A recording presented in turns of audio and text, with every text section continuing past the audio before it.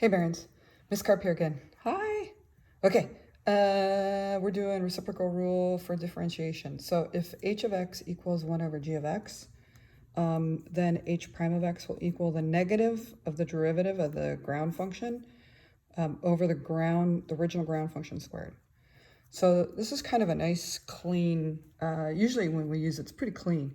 So we're going to just do super basic function. So I'm going to do h of x equals 1 over x. And that means g of x is equal to x because it's what's down here. So the derivative of that would be 1. So if I want the derivative of this function, right, I take its derivative, but I need the negative of it, negative 1, over this needs to be squared. So if we were to look at this using the definition, the limit as h approaches 0, I would need this function. So I would need 1 over x plus h minus 1 over x all over h. Remember these? We did these quite a long time ago. This h we know should cancel at some point. So the limit as h approaches 0, this would be x minus x plus h. Get a common denominator. We still have this h. I know a lot of students, when we would do this, would lose this. We get the limit as h approaches 0. We get x minus h all over x plus h, still over h. These undo each other, so you got negative h left, and this flips into here, right? So we have the limit as h approaches 0 of negative h over h times x plus h. So again, using the definition of the derivative, we're going to show you that this works out. So now these cancel. I get negative 1 in the numerator. Approaches 0, so I get negative 1. And I get x times x plus h.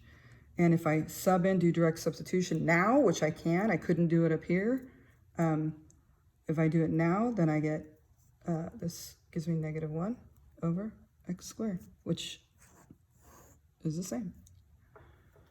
All right. Okay, Baron, so we're going to try one. We're going to do, trying to keep this simple, we're going to do, let's say we want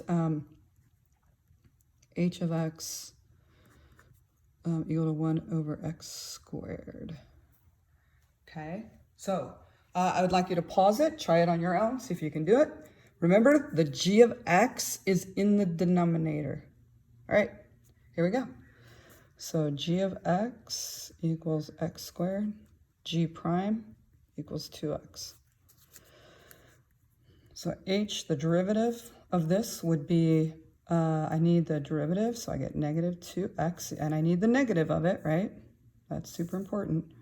And then I need this squared, so x squared squared. So h prime of x, or my derivative, is negative 2x over x to the fourth. You say, do we cancel out? The answer is yes, so I get negative 2 over x cubed. Probably way easier than doing this method. Yeah, Barons? Alrighty, we will see you later.